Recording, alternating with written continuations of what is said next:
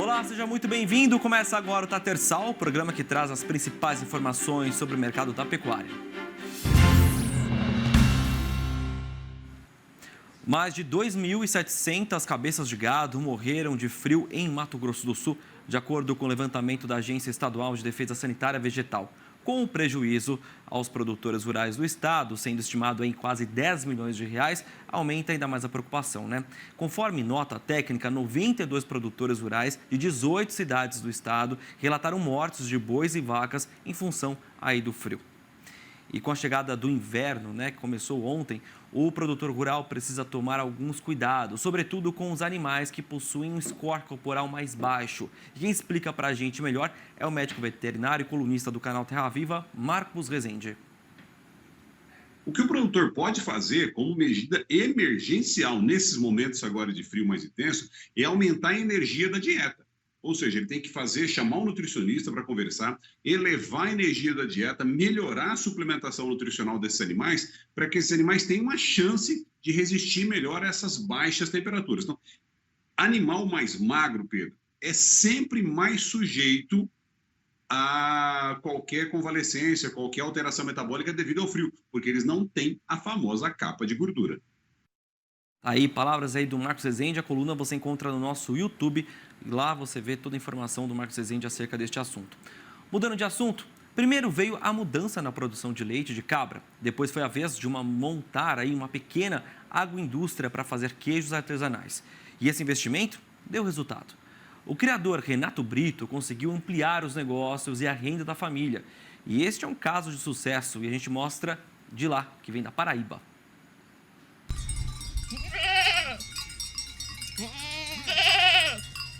Esse som mexe com o coração do Renato. A paixão pelas cabras e bodes começou ainda na infância. Nessa casa, em São João do Cariri, no interior da Paraíba, Renato e os 7 irmãos cresceram ouvindo esses animais, de onde os pais tiravam o sustento da família. Hoje, nós vivemos uma realidade diferente, mas crescemos, todos os 8 filhos. Meus pais criavam caprinos, né, vendiam, né, para ajudar na renda da família e abatiam os animais para comermos a carne. O tempo passou, Renato se mudou para outro estado, mas a vontade de continuar criando cabras foi mais forte. Eu estudei, final de 2003 eu fui embora para o Rio de Janeiro, né, tentar uma vida melhor, porque na minha família tinha pessoas que ofereciam um emprego lá, mas eu só aguentei 2 anos e vim embora. Produtor dedicado, Renato começou recebendo a assistência técnica e gerencial do Senar na produção de leite de cabra. O primeiro passo foi cuidar dos animais. A Andréia, técnica de campo, fez um diagnóstico e deu orientações preciosas que o criador seguiu à risca.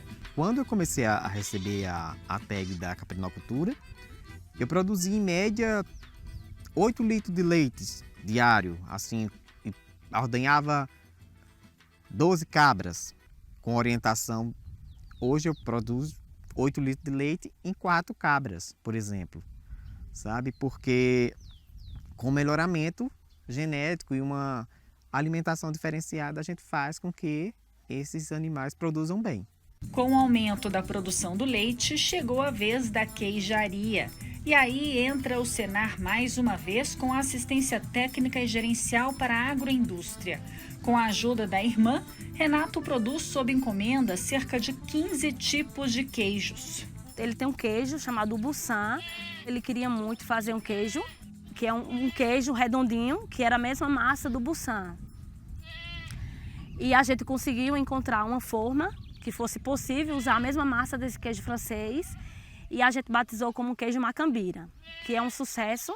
Outra orientação do Senar para agregar valor ao alimento foi a utilização de carvão vegetal, que entra na fabricação de queijos finos e tem uma ótima aceitação no mercado.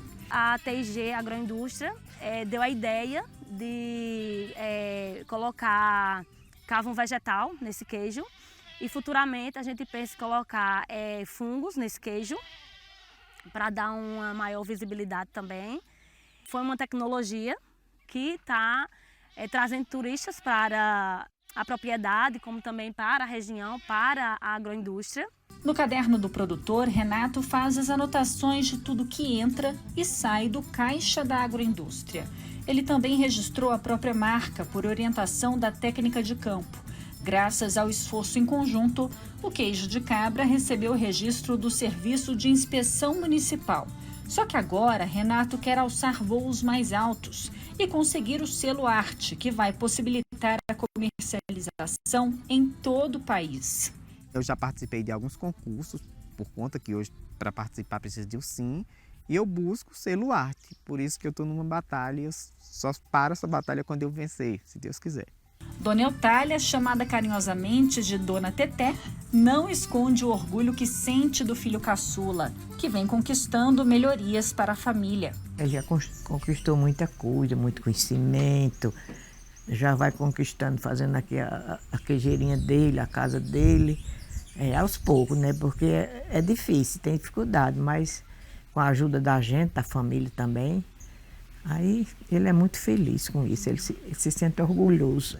Já a Dona Francisca é cliente fiel dos queijos de cabra produzidos pelo Renato. E ela tem tratamento VIP, recebe os produtos na porta de casa.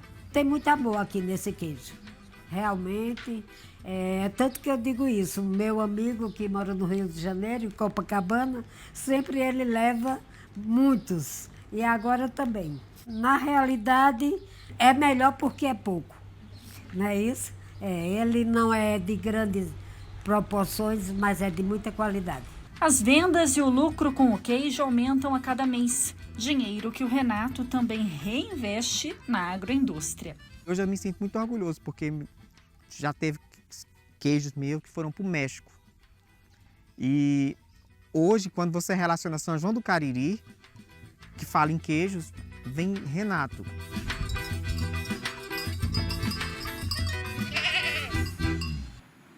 Bacana. Vamos para o rápido intervalo. Na volta tem mais informações para vocês aqui no Tatersal.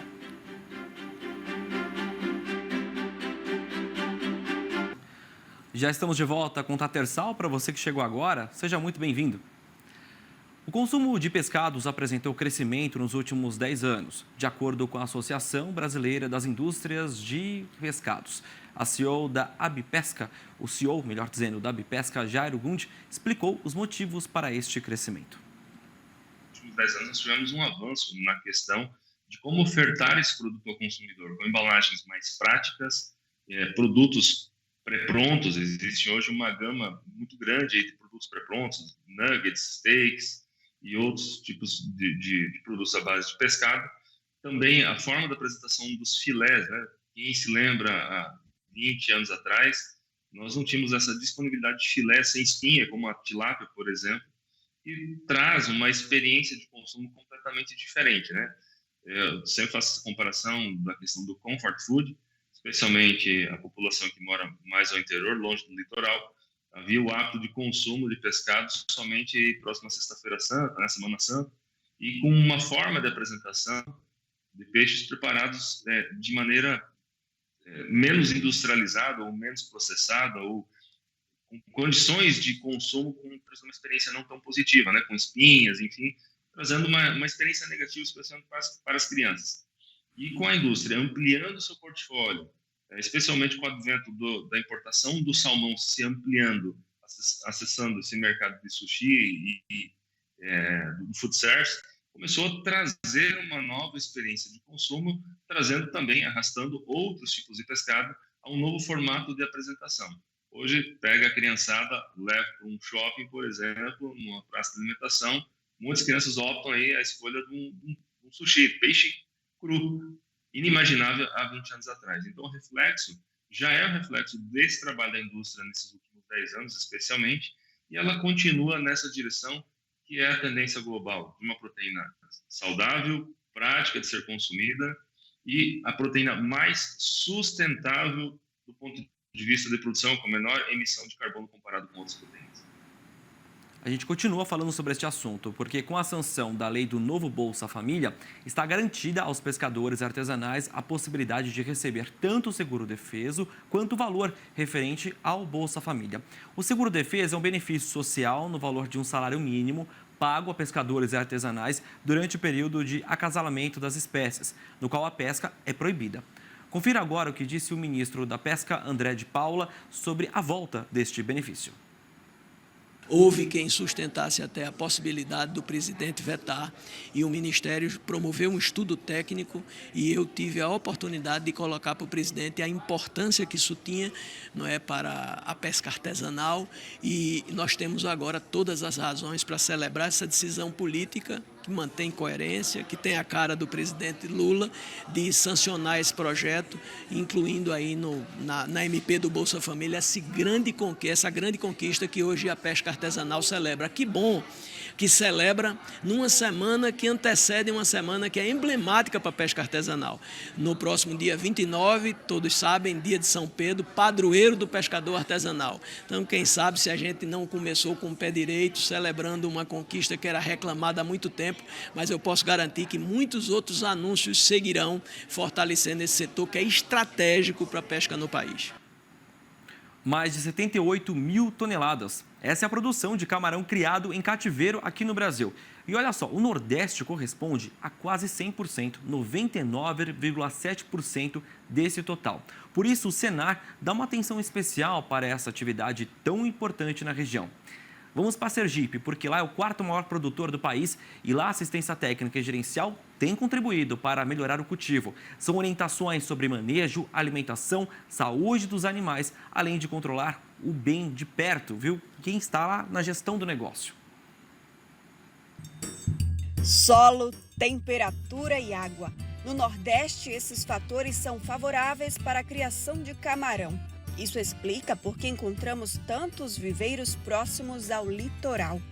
Carlos e o filho Júnior são produtores no município de São Cristóvão, distante 20 quilômetros de Aracaju. Eles se dividem no trabalho de cultivo para garantir o futuro da atividade. Eu acho fundamental, né, quando você tem uma continuidade familiar. Lógico que se isso está sendo uma coisa espontânea. Tenho certeza que com o aprendizado, com eles no dia a dia, lidando com a atividade, dá uma segurança melhor para que eles sigam aí em frente, produzindo um pouco melhor do que o que a gente fez lá atrás. Mas, há um ano, esse não era o pensamento da família. O Carlos Júnior estava quase desistindo da atividade. Por mais que tivessem estrutura, o lucro não vinha. Pelo contrário. A nossa propriedade vinha passando por problemas. A gente teve perda aí, um prejuízo de quase 20 mil reais. E a gente estava pensando em desistir, que a gente trabalhar e no final ter prejuízo, ninguém quer, né? Então a gente estava pensando já em desistir, pensando em vender a nossa propriedade. A região Nordeste é a que mais produz e exporta camarão no país. E Sergipe ocupa a 4ª posição na produção desse crustáceo.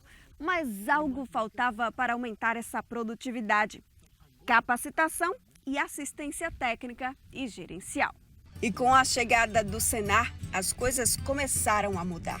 Ao fazer o diagnóstico produtivo, o Sidney percebeu que a propriedade tinha um grande potencial, mas precisava passar por ajustes. A gente pensou em quê? Na parte mais fácil que daria esse retorno mais rápido a eles, seria o quê? Manejos de água e de solo. Como eles já tinham esses produtos dentro, né, nos estoques dele, a gente começou a utilizá-los da forma mais correta. Então, a gente foi elaborando manejos, tanto para correção de alcalinidade, para um melhor tempo, né, de água dentro do cultivo e melhor qualidade. E com isso, a gente vinha fazendo pequenos ajustes. Pai e filho passaram a encarar a propriedade como um negócio. No início, eram 3 tanques, hoje são 6. Agora o que se vê são tratores preparando o terreno para a construção de mais tanques. A gente conseguiu mudar nossa realidade, conseguiu melhorar a produção do nosso camarão. Hoje a gente consegue gerenciar melhor nossa propriedade, a gente tem um controle de caixa, um controle de gasto separado por tanque, a gente sabe quanto gastou em cada tanque, a gente sabe quanto de fato a gente está tendo de lucro real, tirando todos os custos, todos os gastos. Isso tem melhorado bastante a nossa vida, da nossa família, né? Do criatório do Carlos e do Júnior, seguimos para o município de Santo Amaro das Brotas. Aqui, o rio Pomonga corta a propriedade do Tiago. A família foi uma das pioneiras na produção de camarão em Sergipe e o tio fundou a primeira associação de criadores do estado. Mesmo com todo esse histórico, ele sentia que poderia melhorar. A produtividade era boa, mas queria reduzir as despesas e conseguiu. Um dos maiores custos da produção hoje do camarão se chama ração. Um dos maiores não, o maior. E a gente deu uma melhorada bastante numa diminuição do FCA, que a gente chama. Ração versus produção. Eu trabalhava com 1 quilo de ração gastos para produzir 1 quilo de camarão. Hoje eu estou conseguindo diminuir esse FCA. Estou gastando 0,7 de ração, corresponde a 700 gramas de ração, para produzir 1 quilo de camarão. Com os gastos caindo e a rentabilidade subindo, a família investiu em placas de energia solar. Além disso, tem outras tecnologias por aqui, como aeradores e um sistema de bombeamento automático, que reduz ainda mais os custos. As conquistas e os sonhos são compartilhados com o técnico de campo do Senar. A gente foi para a ração, que é um custo conhecido, né, na caçicultura como o maior, e a gente implementou essa tecnologia de controle com treinamento dos funcionários, né, e as coisas simples como até pesar a ração antes de trazer para o viveiro, né. No caso desse produtor, a gente conseguiu reduzir o gasto dele na produção em cerca de 30% com esse implemento. Então, vamos dizer que a gente tinha um gasto aí de cerca de 30 mil com ração, e sobra no bolso do produtor e da família do produtor aí cerca de 9 a 8 mil reais por mês. Então é um resultado importante para a economia da família. Em todo o estado, produtores e técnicos se empenham para alcançar bons resultados e Sergipe suba ainda mais no ranking da produção do camarão. Hoje, através da assistência técnica, a gente consegue identificar produtores que iriam desistir da sua atividade e também produtores que conseguiram reduzir o ciclo da produção, gerando mais lucratividade, mais valor ao seu produto. Tatersal faz mais um intervalo, daqui a pouquinho a gente está de volta aqui no Terra Viva, 18 anos conectando você ao agro.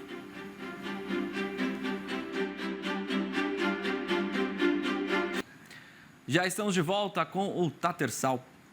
Na última semana, ou melhor, ontem, a gente viu aqui que a nossa equipe foi convidada a conhecer as tecnologias e inovações da empresa de nutrição animal Agroceres Multimix. Hoje, vamos ver um pouco mais do trabalho desenvolvido no centro de pesquisas da empresa, com foco na melhoria de desempenho de aves através do experimento. O Felipe Barcelos e o Alex Fernandes, repórteres aí do AgroMais, mostram pra gente. Em uma área de 54 hectares, o Centro de Pesquisas da Agroceres Multimix está situado no município mineiro de Patrocínio e é composto por 4 núcleos experimentais.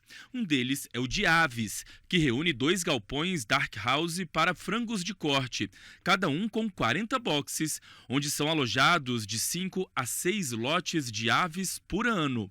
Os animais têm participado de experimentos voltados ao desenvolvimento de produtos, definição de exigências nutricionais e descoberta de novos aditivos. Toda a estrutura hoje de frango de corte é pensado na questão de bem-estar animal, né? A parte de ambiência e iluminação são 2 fatores primordiais para ter bem-estar, né? A ave ela precisa de temperatura diferente ao longo da vida dela, né?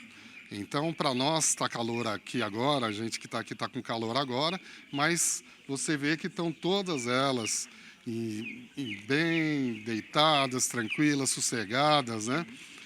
Após se alimentarem, comerem corretamente, estão descansando, porque nós temos uma boa iluminação e uma boa temperatura, né? O Dark House ele cuida disso, né? Hoje também tem os galpões que são totalmente fechados, né?